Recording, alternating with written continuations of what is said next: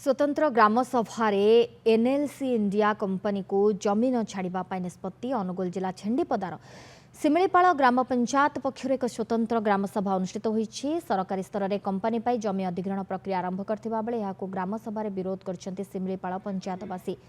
एनएलसीआई पक्षर Chhendipada block पात्रपड़ा Similipal Bagadia माछकुटा बासंतपुर और टीकोडा साही पंचायत अंचल में कोयला खनि करने प्रक्रिया आरंभ करिछि। कोयला खनि पाई एनएलसीआई कंपनी चिठी अनुଯାयी सिमिलीपाल पंचायत सरपंच गिरीश चंद्र प्रधान नेतृत्व में आज स्वतंत्र ग्राम सभा अनुष्ठित होता। ग्राम सभा उपस्थित थिबा पंचायत 12टी वार्डर ग्रामवासी जन्ममाटी को छाड़े नहीं बोली प्रकाश करथिले।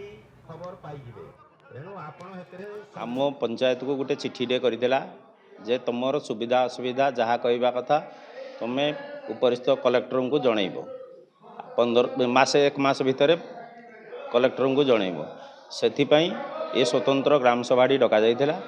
समस्त निष्पत्ति है जे आमे जागा कंपनी की देबु नहीं। आम तो सिमिलीपाल ग्राम पंचायत रे स्वतंत्र ग्राम सभा थिला। आज एनएलसी कंपनी रो ग्राम सभा थिला। तेणु लोक ये कहले कि आमे जागा छाड़बू ना कंपनी की। आम पंचायत को एनसीएल तरफ एक चिठी आसला। से अनुसार सरपंच महोदय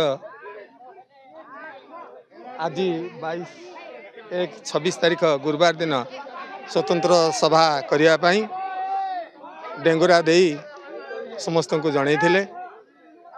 आमर 12टी वार्ड सबु वार्ड रू आसी एथे समस्ते आलोचन भाग नहीं। शेष मतामत प्रकाश कला जे आमे आमर जन्ममाटी को कंपनी की दबु ना। आमर कंपनी थिला जे आमे पंचायत सारा निष्पत्ति नेलु 12टी वार्ड जे आमे आमर कंपनी की आमे जगह दबु नहीं। आमर पूर्वपुरुष मैंने आम जमी रखी जाइए जगह आमे भी आमर पूर्वपुरुष छुआ पिला आमे भी आम जगह छाड़बू नहीं। आमे रखी शपथ कर।